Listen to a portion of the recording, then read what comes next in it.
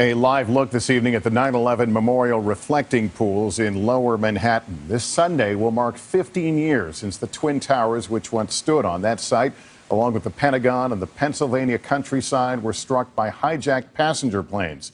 2,996 people died in the attacks.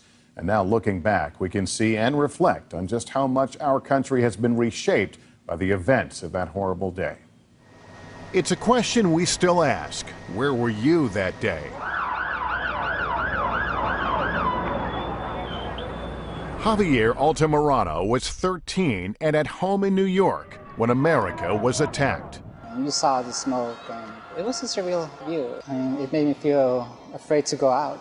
Now 28 and in the Army, Specialist Altamirano is about to deploy to Afghanistan, 15 years after the War on Terror began. It's a little nerve-wracking, but I'm confident that it's going to be a good experience for me. I can go there and help out with the mission. The continuing U.S. mission in Afghanistan is just one of the lingering reminders of September 11th. That day changed all of us.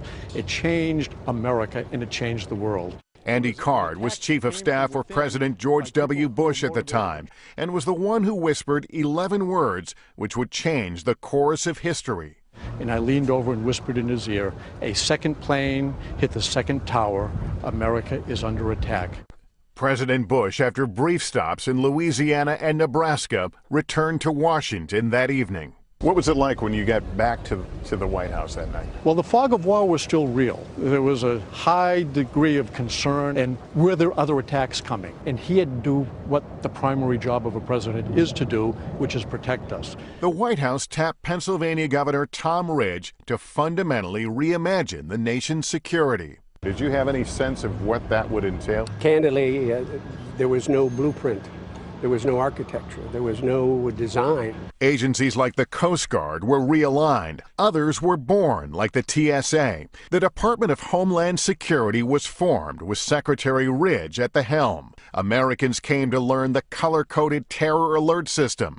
Phrases like "see something, say something" became part of our vernacular. I think 9/11 elevated the role and the responsibility of literally hundreds of thousands of Americans who go to work every single day in the federal government. Their job prior to 9/11 was to keep you safe, but there was a new level of alert and a new level of commitment in a post-9/11 world. That world included fighter jets patrolling our skies, long airport security lines, pat-downs to enter stadiums. Today, Osama bin Laden is dead, and we speak of the ISIS threat, not Al-Qaeda. And Americans like Specialist Altamirano are still deploying to Afghanistan. My biggest motivation is my wife and my family. I do this for them, to protect them. Do it for my predecessors who have risked so much for me to be here right now.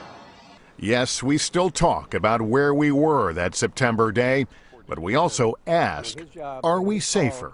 You were there at the beginning. Now 15 years later, you look around you. Do you feel like we've all are still living the lessons of 9/11 or have moved past it?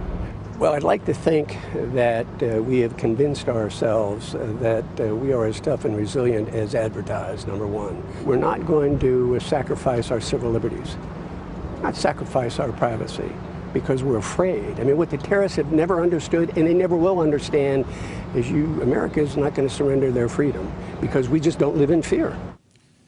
15 years, it's been a long time, but the pain's still as fresh as the day it happened.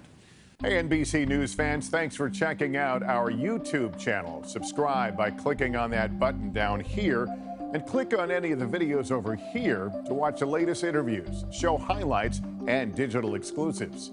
Thanks for watching.